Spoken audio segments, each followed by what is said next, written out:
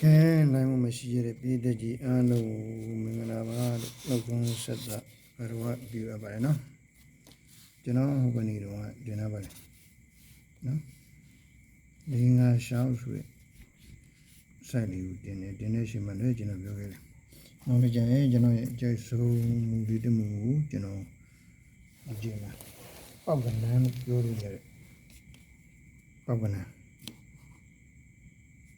ရှောက်ကြည်လေးရမတည်ရနေမှာထွန်းပောက်ကနန်းလို့ပြောလို့ရတဲ့မူဆက်ကလေးကိုတော့ကျွန်တော်တင်ပြပါမယ်လို့ပြောခဲ့သလိုဒီလည်းအဲ့ဆိုင်လေးကိုကျွန်တော်တင်ပြလိုက်မယ်နော်တော့အားလုံးပဲလိုက်ကြည့်ကြပါနော်ကျွန်တော်အဲ့နေ့လည်းပြောရတယ်စိုက်လေးကဖရိန်လေးကတော့ဒီဖရိန်လေးပဲဒါပေမဲ့ကနန်းလေးပဲပြောင်းသွားတယ်ကျွန်တော်အဲ့ဒီကဆက်ကိုကြည့်ခဲ့တဲ့လူကျွန်တော်သိအထူးပြောစရာမလိုဘူးနော်မကြည့်ရသေးလို့ကျွန်တော်ဒီမှာအခုကျွန်တော်ကဒီဆိုင်လေးဒီဖရိန်လေးကိုကျွန်တော်ကအရန်ကြိုက်လို့အလုပ်နဲ့အရန်လို့အဲ့တော့ကျွန်တော်ကအရင်နေ့တွေကတော့မလုပ်အပ်ဘူးထင်လို့သိပြီးတော့ဒီဖရိန်နဲ့ပတ်သက်တဲ့အရာတွေကိုကျွန်တော်တူရင်းလူကို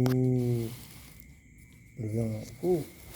လူရင်းတော့ပြင်ရပါတော့ဒါပေမဲ့အဲ့လိုကြည့်ရတဲ့မိတ်ဆွေတွေကသိအားရမှုမရှိဘူးလားမျိုးအားရမှုရှိအောင်လို့ဆိုပြီးကျွန်တော်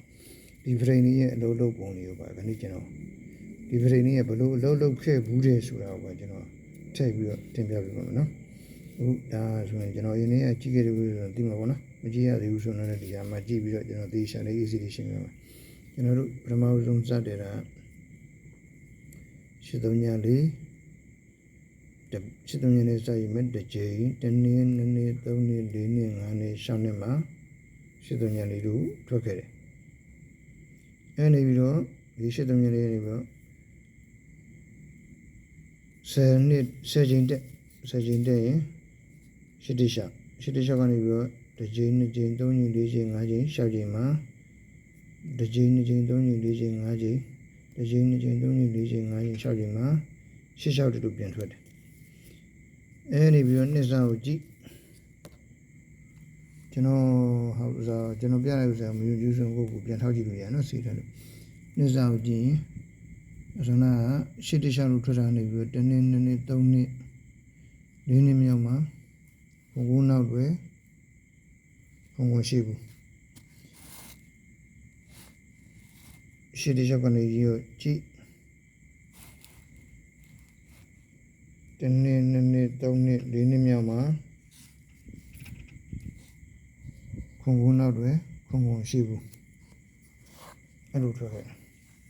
အဲ့တော့ကျွန်တော်နေကြောတော့နိုင်ယူဒါခုံနောက်တွေခုံရှိဘူးကဒါအခုကျွန်တော်တို့လိုက်မယ်အချိန်ပေါ့နော်ဒီ83ညလေး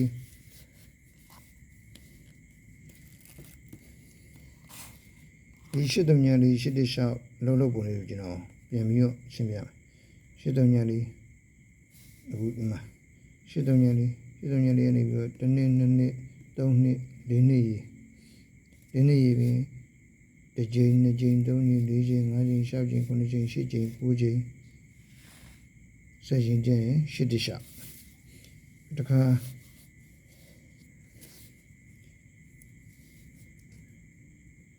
ဒီ83ညလေးနေပြီးတော့တစ်နှစ်နှစ်နှစ်သုံးနှစ်လေးနှစ်ရေဒီနေ့ရင်တစ်ချိန်နှစ်ချိန်သုံးချိန်လေးချိန်ငါးချိန်6ချိန်9ချိန်10ချိန်9ချိန်10ချိန်တဲ့ရင်ကျရင်86အဲ့တော့ဒီချိန်ဒီဥစ္စာတွေကိုကျွန်တော်စသည့်ခဲ့တာကဦးစင်းမောင်နိုင်ပြခဲ့တာဒီပရင်လေးကိုကျွန်တော်စသည့်ခဲ့တာဦးစင်းမောင်နိုင်ပြခဲ့တာဘယ်အထိပြခဲ့လဲဆိုသူ့စီရနေပြီးတော့ကျွန်တော်ဦးစင်းမောင်နိုင်ကိုအရင်ကြိုက်တယ်သူကတခါလေကြာရင်ဘုံလူလေးတွေနဲ့အရင်ကြည့်ကောင်းတင်တတ်တဲ့ဦးစင်းအဲ့တော့သူတင်ခဲ့တာတွေဒါသူပြခဲ့တာနော်သူပြခဲ့တယ်ဘယ်အထိပြခဲ့လဲဆိုဒီ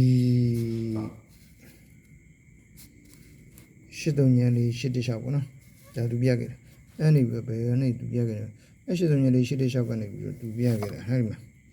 ဒီချိန်မှာသူဒီချိန်ထိပေါ့နော်ဒီဟာကျွန်တော်စသိခဲ့တာအဲ့မှာ9303ဆိုတဲ့ကဏ္ဍသူထွက်ပြီဒါပဲသူပြခဲ့နော်အဲ့နောက်ပိုင်းတော့သူမပါပါဘူး9303ဆိုကဏ္ဍထွက်ပြီဆိုတော့83ညလေး10ချိန်တက်86ကနေပြီးဒီဒီနေ့86ပြီးရင်ဒီနေ့ကျော်ဒီမှာ93ည3ဆိုထွက်ပြီအဲ့93ည3ဒီဘယ်လာလဲတဲ့ဆိုသူ့ဇောင်း သူ့ဆောင်ကအလဲတိုင်းသုံးထောင်နဲ့ကုတုံညာတော့သူ့ဘေးဆောင်ကအလဲတိုင်းထုံးသူ့ဘေးဆောင်ကနေပြီးလဲတိုင်းမှာအလဲတိုင်းသုံးထောင်နဲ့ကုတုံညာတော့အဲ့ဒီကုတုံညာတော့ဒီတုံညာကုတုံကဒီမှာထွက်တာအဲ့လိုပဲ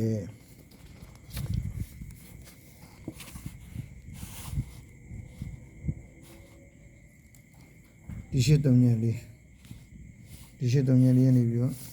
ဆယ်ချိန်တက်ရှစ်တရှရှစ်တဲ့ကြောင်းနေဒီနှစ်ကျော်အကျဉ်း20မှာဗျာအကျဉ်း20ဒီရှစ်တုံညာလေးကအကျဉ်း20မှာထွက်တာအေးပြရတယ်အာမရကွာဒီရတယ်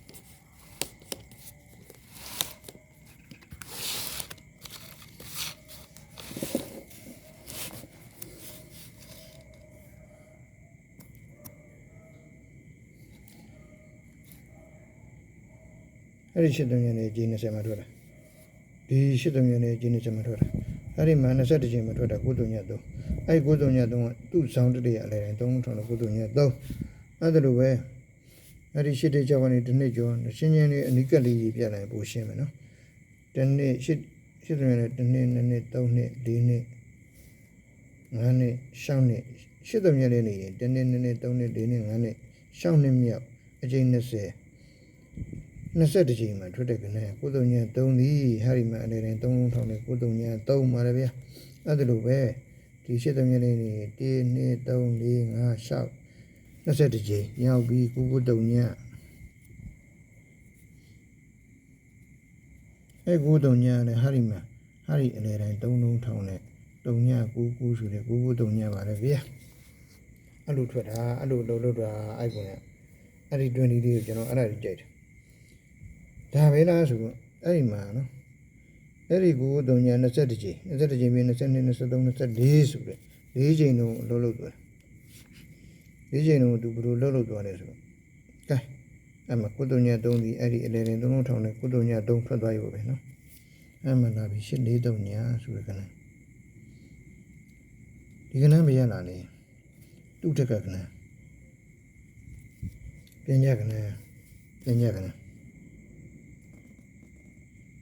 သူ့ထက်ကကဏ္ဍပညာကဏ္ဍအဲ့တော့ဆိုတော့ထွက်တယ်ကုတုံညာအောက်ကတုံညာ9ခုပညာကဏ္ဍဒါပေမဲ့ကျွန်တော်တို့ကကလနာကြည့်တယ်အဲ့လောက်ထိမရင်ကျက်သေးဘူးအတွေးကိုမသိသေးဘူးမရှိသေးဘူးဆိုတော့ထုံနည်း၎င်းပဲလားလို့ဆိုပြီးကျွန်တော်ကလေထုံနည်း၎င်းဆိုပြီးဒီလိုပဲပြန်ယူလိုက်တယ်အဲ့တော့ဒီကြိမ်မှာကိုတင်ဟာဒီလိုပဲလိုက်တယ်ဒါမှမဟုတ်ပြသူကပြန်ကြကနန်းအနေနဲ့ပဲဒီလိုကြီးလိုက်ထည့်ပြီးတော့ဒိတ်လိုက်ထည့်ပြီးသွားရင်တော့လွင်းရှစ်ပေါ့လို့နော်အဲ့ဒါသူကအဲ့လိုမဟုတ်ပြန်ကြကနန်းအနေနဲ့ပဲပြီးသွားအဲ့မှာပြန်ကြကနန်းဘာလို့ပြောလဲဆိုတော့အဲ့မှာကြည့်လိုက်ယနေ့ကျွန်တော်တက်သွားမယ်နော်အမှန်ဒီတက်သွာ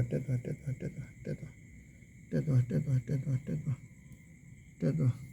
အမှန်လာပါဗျာဥဒုံညာခွန်ဆိုတဲ့ဒီကနိုင်ညအမှန်တုံညာကိုခွန်ဆိုပြီးတော့အဲ့လိုပြီးသွားအဲ့ကျွန်တော်ကဒီဥစ္စာတွေကိုမဆိုင်ပေမဲ့ဒီမဲ့ဒီတွက်နည်းလေးရဲ့ဘယ်လောက်အလုပ်တယ်ဆိုတော့ပုံစံလေးကိုကျွန်တော်ထည့်ပြတာအဲ့တော့အဲ့ဒါနဲ့တင်ရက်သွားလိုက်တော့မရက်ဘူးလာပြီးသူ့အောင်မှာထွက်တဲ့ငါးလျှောက်လေးမပေါ့ပါမနက်ကမပေါ့ပါဘာလို့လဲကျွန်တော်တို့အတွေးကိုအနောက်မရင်ကျက်သူဒီငါးလျှောက်လေးပြရတာရှင်းနေရပါပဲသူ့ဝိမှာငါးနောက်ပိတ်ရှောင်းနောက်ပိတ်လေးနောက်ပိတ်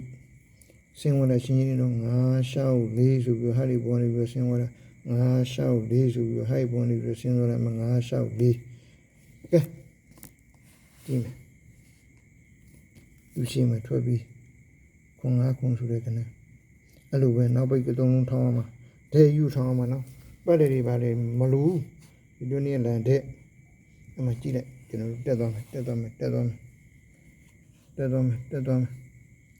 တွေးပြီဗျာအမှငါခွန် 5 9 5 9 ấy sắp bạn luôn đi 5 9 số biểu mà là đi ta bên mẹ cũng thuyết hả cả không 5 9 thì mẹ thằng nó là gì 5 9 mẹ thằng nó là gì 5 9 5 9 mà hậu điအဲ့ဒါဆိုဒီကောင်မဟုတ်ဘူးဆက်တယ်6နှစ်9 8လာပြီခုနောက်ပိတ်လာပြီ9နောက်ပိတ်လာပြီခုနောက်ပိတ်ခွန်5ခွန်ဆိုတဲ့ဒီကောင်မလား5ခွန်5ခွန်ဆိုတဲ့ဒီကောင်မလားဒီမှာ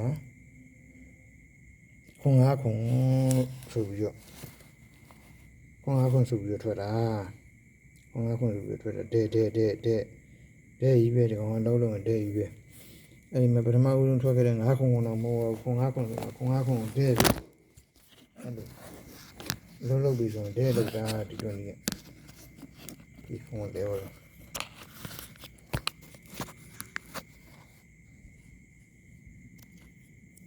ကဲအဲ့တော့ပြီးသွားပြီလားမပြီးသေးဘူးအဲ့အောက်မှာထွက်တယ်ဆိုတော့ကကိုတုည3ကဒီလေ3လုံးလာတယ်8 3ည4ရဲ့ပညာကနာလာတယ်9 6 4ရဲ့ဒီနောက်ပိတ်3လုံးလာတယ်ဟာမှလာပြီ8 6ကျွန်တော်စဉ်းစားတယ်ကိုတုည3အလေ3လုံးလာခဲ့ပြီ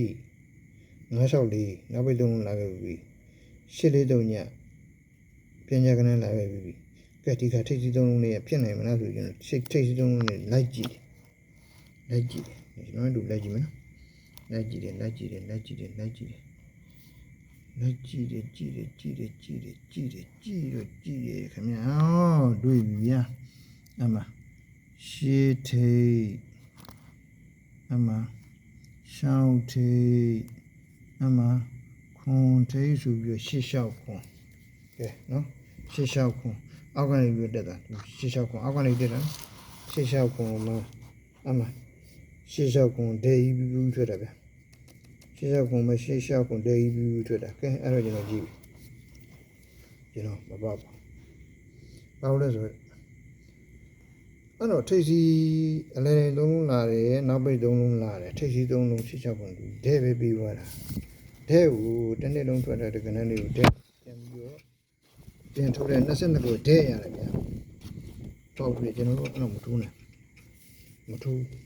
အဲ့လိုကြီးထိုးဖို့တယ်အင်းအားမရှိလို့ထိုးတယ်မထိုးတတ်ကျွန်တော်တို့ထိုးရင်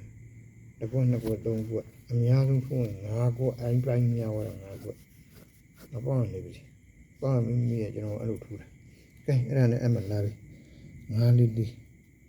ကျွန်တော်ဆွမ်းပြခဲ့နော်ရှေ့လျှောက်ခွန်ဆိုတာအောက်ကနေပြီးအပုတ်တက်တာရှေ့လျှောက်ခွန်ဆိုတာအောက်ကနေအပုတ်တက်တာအဲ့လိုပဲအောက်ကနေပြတော့အဲ့9လေးဆိုတော့ဒဲပဲလာမယ်ပတ်တယ်လာမလို့ချင်းဒီတွင်းကြီးရပြီးရင်အဲ့လိုပဲအမကြည့်တက်သွားလာပြီအမ5ထိပ်4ထိပ်4ထိပ်ဆိုပြီးအဲ့လို5လေးဆိုပြီးအဲ့လိုပေးတယ်အဲ့လိုအလုံးလုံးတွေတွင်းနေအဲ့လိုလုံးလုံးတွေတွင်းနေအဲ့လိုလုံးလုံးတွေတွင်းနေပြီးရင်အဲ့ဒါတွေပေးတာကိုကျွန်တော်ကြိုက်လို့ကျွန်တော်ဒီတွင်းလေးကိုအများအားရှောင်းနေကြကြည့်နေကြအဲကြောင့်မို့လို့အခုချိန်ကိုကျွန်တော်ကဒီတွင်းနဲ့ပတ်သက်ပြီးယူလိုက်တာဆိုတော့အစပြန်ပြလိုက်တော့နော်ရှစ်3ညလေးတနေ့2နေ့3နေ့4နေ့5နေ့6နေ့ကျော်ရှစ်3ည8 4 3ည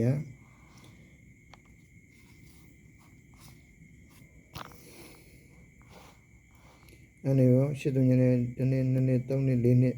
ဆက်ရင်တဲ့ရှစ်တရှတနေ့2နေ့3နေ့4နေ့5နေ့6နှစ်8 6တစ်အဲ့နေပြီးတော့တနေ့2နေ့3နေ့4နှစ်နှစ်စခွ ခွန်ကူနောက်တွဲခွန်ရှိဘူးအဲဒီတစ်နှစ်နှစ်နှစ်သုံးနှစ်လေးနှစ်ခွန်ကူနောက်တွဲခွန်ရှိဘူးလာပြီပြီးတဲ့ကောင်ဒဲရီကြီးပဲအဲ့ဒါတွေကိုခွန်တို့ခွန်ကူတို့ဘယ်လိုပြောရလဲဆိုတာကျွန်တော်ထည့်မပြသေးဘူးအဲ့တော့လာပြီအခုချိန်အဲ့ဒါလိုဖြစ်ပြီးသွားတာလေတဲ့8386ခွန်ကူနောက်တွဲခွန်ရှိဘူးလို့ဖြစ်ပြီးသွားတာ ਨੇ အဲ့ဒီနှစ်ထဲမှာ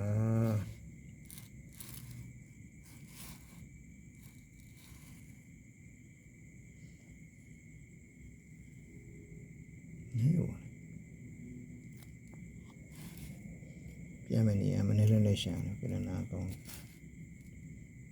စလီဘရီခွန်ဒီလိုပြရတာမြင်လားခွန်နောက်တွဲလို့ခွန်ရှိတွဲလို့ကြားတာ ਨੇ အဲ့ဒီတော့စလီဘရီတော့ထွက်ပြီသူ့ဆောင်မှာပါဝရိတ်ခံတာမခံဘူးစလီဘရီဆောင်မှာပါဝရိတ်ခံတာမခံဘူးနော်အဲ့တော့ဆက်စင်းတုံးရကူငါစလီဘရီတို့ထွက်ပြီ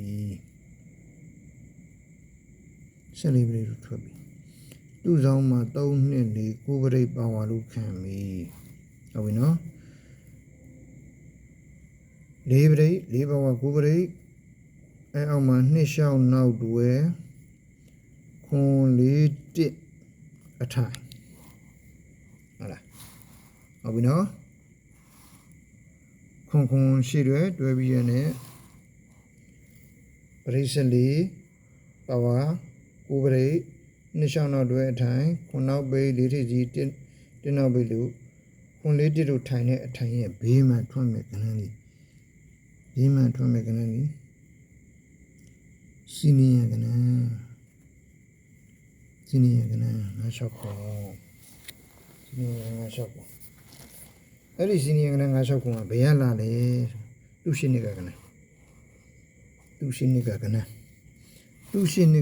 ဒီဘယ်ကဏ္ဍဖြစ်မလဲ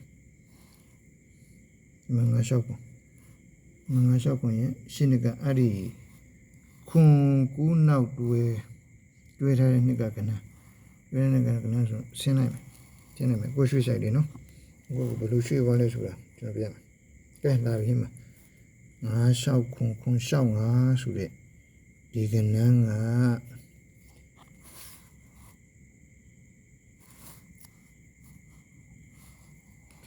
ကခွန်ရှိဘူး14ပရိဥပဝ4ပရိဇောင်းခံနှစ်လျှောက်နောက်တွဲခွန်4တစ်လို့ထောင်ထားတဲ့ဘေးမှာကြားမယ်စီနီယကဏ္ဍငါလျှောက်ခွန်သူရှိနေကကဏ္ဍနဲ့ဖြစ်ရမယ်စီနီယကဏ္ဍနဲ့ဖြစ်ရမယ်အဲ့ဒီအပြင်ဟိုမှာဒီစာကြည့်တယ်နော်အဲ့ဒီငါလျှောက်ခွန်ဒီဘာကြောင့်ဒီကဏ္ဍပြန်ကြားစီနီယဖြစ်ပြီးတော့ဒီကဏ္ဍကိုပြန်ကြားရလဲဆိုတော့အဲ့ဒီမှာ4အလဲထိုင်6အလဲတိုင်း3ညအလဲတိုင်းအဲ့ဒီ4 6 3ညလို့ထောင်ထားတဲ့ကဏ္ဍ3ထောင်ထားတဲ့အလဲရကဏ္ဍစီနီယကဏ္ဍအဲ့ကဏ္ဍမှသာလေ9ပရိဥပမာ4ပရိနှစ်လျှောက်နောက်တွဲခွန်4တစ်လို့ထောင်ထားတဲ့ဘေးမှာကြာမှာဖြစ်တယ်ငါလျှောက်ခွန်ပါဟုတ်ပြီနော်အကြောင်းပေါက်ကဏ္ဍလို့ကျွန်တော်ပြောတာဒီချိန်မှာဒီရှာပေါက်မယ်ကဏ္ဍအဲ့ကဏ္ဍကဲလာပြီ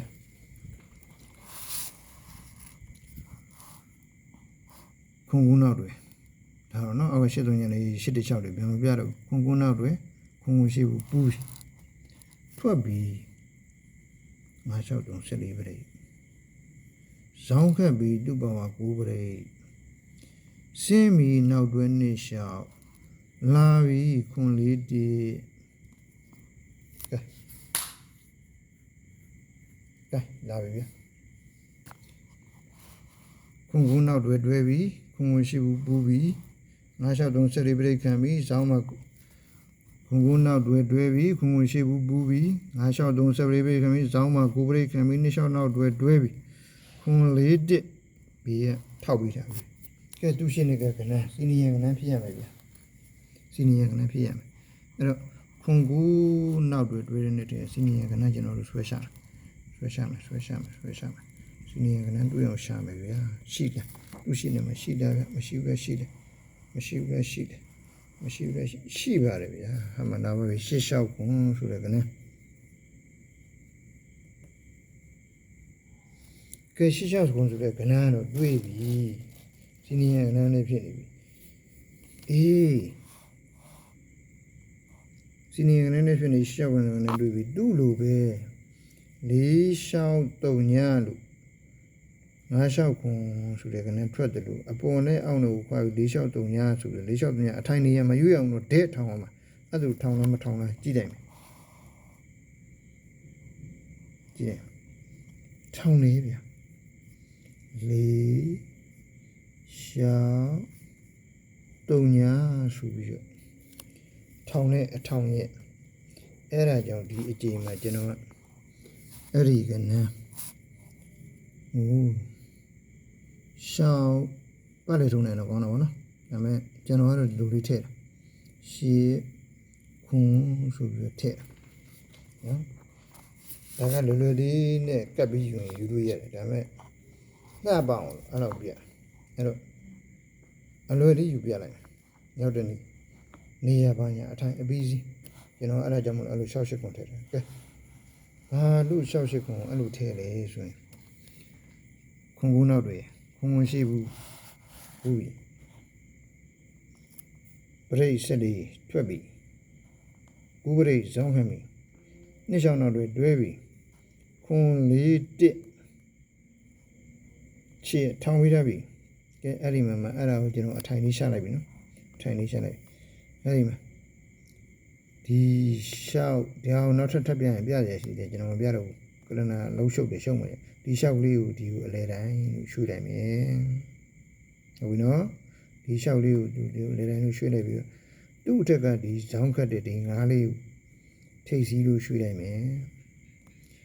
ခွန်လေးတိလို့ပေးကြတဲ့ဟိုက်ခွန်လေးကိုနောက်ပိတ်လို့ပို့လိုက်မယ်ဟုတ်ပြီနော်ဒီရှောက်လေးကိုအလဲတိုင်းရွှေ့မယ်သူ့ဆောင်မှရှိတဲ့ဒီငါးလေးကိုထိပ်စီးပို့မယ်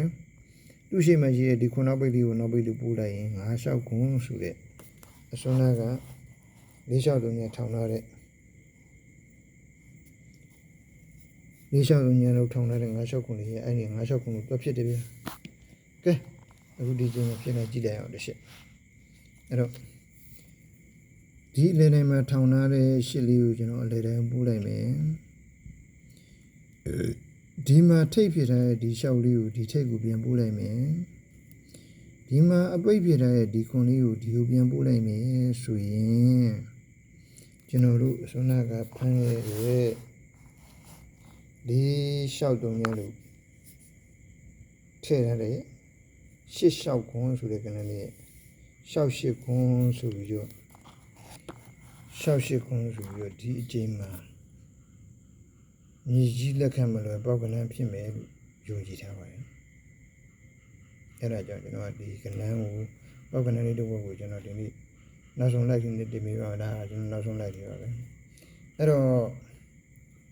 ရှစ်လျှောက်ခွန်ကြီးပြီးခဲ့တဲ့နှစ်ကဏ္ဍအဲ့တော့ပြီးခဲ့တဲ့နှစ်ကကဏ္ဍကိုဒီနှစ်ထဲကိုပြန်ကြရမယ်ဆိုတဲ့ဒါမူလေးဒါကျွန်တော်မဟုတ်ပါဘူးနော်အဲ့ဒီမှာပြီးခဲ့တဲ့နှစ်ကကဏ္ဍကိုဒီနှစ်ကိုပြန်ကြရမယ်ဘယ်လိုအချိန်ဒီမှာကြတာလဲဆိုတော့ဆရာကရာဇဘွားပြထားတဲ့အပြလေးကျွန်တော်မျှဝေနေပြလိုက်ပါဆရာကလည်း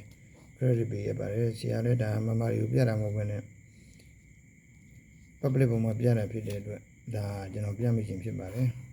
ဆရာတို့ credit ပေးပါနော်အဲ့တော့ဆရာရာဇဘွားကပြီးခဲ့တဲ့နှစ်ကကဏ္ဍကိုဒီနှစ်ပြန်ကြရမယ်ဆိုတဲ့အကြလေးကိုပြထားတာလေကျွန်တော်ကဒီနှစ်အကြလေးနဲ့တူလို့ကျွန်တော်ပြမိကြပါနော်အဲ့တော့ဆရာပြထားတာကဦးနောက်ပိတ်တစ်ချိန်ဦးနောက်ပိတ်နှစ်ချိန်ဦးနောက်ပိတ်သုံးချိန်ဦးနောက်ပိတ်လေးချိန်လို့ထွက်တယ်အဲ့တော့ဦးနောက်ပိတ်လေးချိန်လို့ထွက်တဲ့အနေထားမှာပထမဦးနောက်ပိတ်လို့စထွက်ပြီဦးနောက်ပိတ်လို့ထွက်တာ ਨੇ ဦးနောက်ပိတ်လို့ထွက်တာ ਨੇ သူ့ရှိနှစ်ကကဏ္ဍတစ်ခုပြန်ကြသူ့ရှိနှစ်ကကဏ္ဍတစ်ခုပြန်ကြဘယ်ကဏ္ဍကိုကြားရမှာလဲဆိုတော့ဆရာပြောထားတာပြန်ကြကဏ္ဍရဲ့ ဆောင်မှာပြန်ကြအဲ့ပြန်ကြကနန်းဆောင်မှာဆိုတော့ကျွန်တော်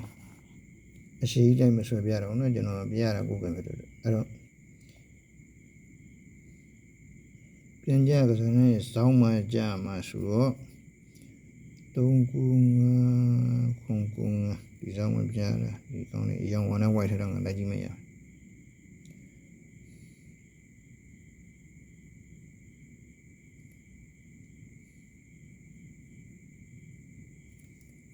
3ခု5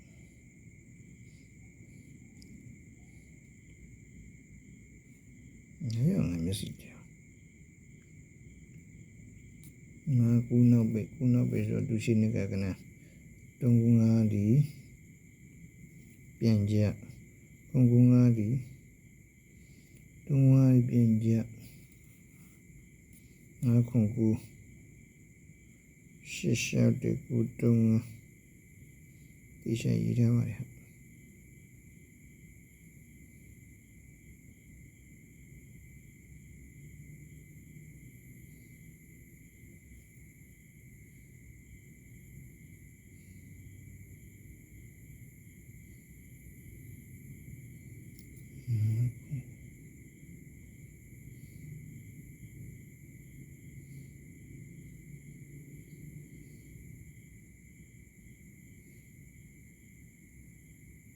တုံးတုံးရလာပြီအမကူနာပိတ်ဖြစ်တဲ့အတွက်သူရှိနေတဲ့ကနန်း3ညခွန်အမကျွန်တော်တဖြည်းဖြည်းဆင်းတော့မယ်တဖြည်းဖြည်းဆင်းတော့မယ်တဖြည်းဖြည်းဆင်းတော့မယ်တဖြည်းဖြည်းဆင်းတော့မယ်ဆင်းမယ်နော်ကဲ3ညခွန်ဒီ3ည3ခွန်လို့ပြင်ကြတယ်အဲ့ဒီ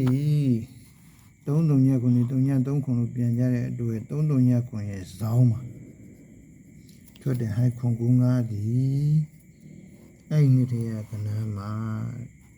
အဲ့ဒီခွန်ကူ9ဒီအဲ့ဒီတည်းကကနန်းဒီနောက်တစ်ခုရွှေ့တာပါတဲ့ဒါဆရာသာပြတာပါနော်ဆရာအပြတွေနဲ့ကျွန်တော်ထည့်ပြီးပြပေးတယ်ပါကဲနောက်တစ်နေ့ကြည့်နောက်တစ်နေ့ကြီးတဲ့အခါကျတော့ဒါအဲ့ဒီမှာဆွဲရှာမယ်1 3 6 1 3 6 1 3 6ဒီပညာတဲ့အဲ့ဒီ1 3 6မှာဇောင်းမှာထွက်တဲ့ကဏ္ဍလေးဒီနေ့တည်းရဲ့ကဏ္ဍဆိုတော့ဟိုးနှစ်စား5တိကူ5ကူ5ကူဆိုတဲ့ဒီကဏ္ဍကဒီပြန်ကြကဏ္ဍရဲ့ဇောင်းမှာကိုငါတဲဆိုပြီးတော့ပြန်ကြအဲ့တော့ဒီတစ်နှစ်ပြီးတော့နောက်တစ်နှစ်ကြည့်နှစ်ချက်ရှင်းလို့ရနော်3ချက်အဲ့တော့ဒီကူနောက်ပိတ်ဒီကူနောက်ပိတ်ရောက်တော့ဒီကူနောက်ပိတ်ရတော့တဲ့အခါကျတော့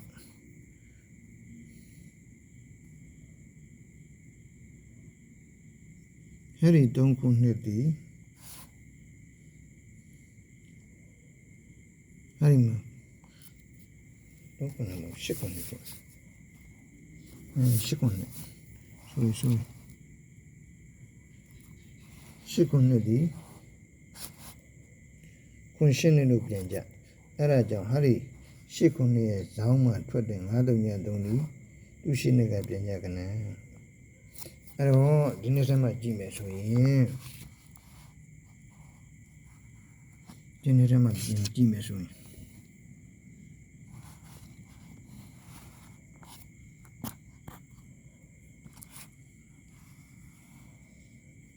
ရှောက်ညံသုံးဒီပြန်ကြရှောက်ညံသုံးဒီတူတပင်ညမှာဘူး3ညရှောက်သုံးဒီတူတပင်ညမှာရှောက်ညံသုံးအဲ့ရှောက်ညံသုံးရဲ့ဇောင်းမှာပြန်ကြမထွက်ခဲ့ဘူး3ခု5ဒီပြန်ကြဆိုတော့မနာမလဲဝုသုံးကအဲ့တော့ဒီ3ခု5ရဲ့3ခု5ရဲ့ဇောင်းမှာလည်းပြန်ကြမထွက်ခဲ့ဘူးရှောက်ညံ3ရဲ့ဇောင်းမှာလည်းဒီရှောက်နှစ်ရှောက်ဒီတဲ့ပြန်ကြရှောက်နှစ်ရှောက်ဒီရှောက်နှစ်ရှောက်ဒီရှောက်ဟေး ရှောက်ရှောက်နှစ်လို့ပြန်ကြတာအဲ့ဒါကြောင့်ဒီရှောက်နှစ်ရှောက်ရဲ့ဇောင်းမှာဖတ်မဲ့ကဏ္ဍဒီပြုရှိနှစ်ကပြန်ညကဏ္ဍဖြစ်တဲ့အတွက်ကျွန်တော်ကရှောက်ရှိခွန်လေးကိုအရင်ကြိုက်ပါတယ်ပေါ့လေထွက်မဲ့ကဏ္ဍလူယုံကြည်ထားပါတယ်ဒီကျင်းကိုရှောက်ထိပ်စီကိုလည်းအများကြီးမျှော်လင့်ပါတယ်ဒီကျင်းမှာရှောက်ထိပ်စီထွက်ခဲ့ရင်နောက်အကျင်းကိုသုံးလုံးကိုထိုးပါလို့ညင်တယ်လက်ဆောင်ပါခဲ့ပါတယ်နောက်တစ်ခါကျွန်တော်ပြီးခဲ့တဲ့ဆိုင်မှာတင်ခဲ့တဲ့၄၅၆စီနီယံကဏ္ဍဒီဘက်ကစီနီယံကဏ္ဍထွက်နိုင်တဲ့အလားအလာရှိတဲ့အတွက်ကျွန်တော်စီနီယံကဏ္ဍနဲ့ရိုးတင်ရင်းဖြစ်ပါတယ်၄၅၆စီနီယံကဏ္ဍဒီအကယ်၍မြန်ဒီအချိန်မှာမထွက်ခဲ့ပြီရှိတော့ကောင်းပါတယ်ဒီချိန်က68ခုမှထွက်မှာပါ၄၅၆စီနီယံကဒီချိန်မှာမထွက်ခဲ့ရင်ဘယ်ချိန်မှာထွက်မှာလဲဆိုတော့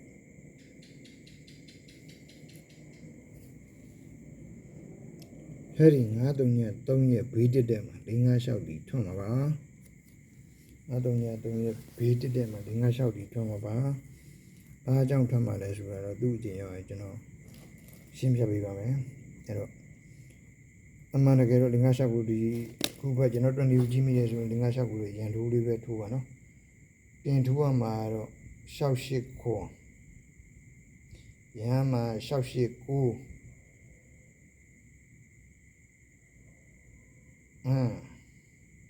ု9အရင်ကနပထမဆုံးလိုက်မှာကျွန်တော်6ခု9အခုကနမှာ68ခုပတ်လက်ထိုးနိုင်68ခုပတ်လက်ထိုးနိုင်ကောင်းတယ်ပတ်လက်လေးတော့ထိုးတော့လည်းနည်းနည်းပါတော့68ခုဒဲအော56ပပ56ကအဲ့ဒီ9-3ရက်ဘေးမှာအမှန်တကယ်ထွက်မှာဆိုတော့9-3ရက်ဘေးမှာ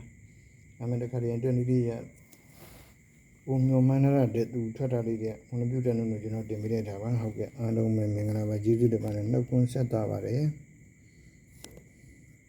ဘိုင်ဘိုင်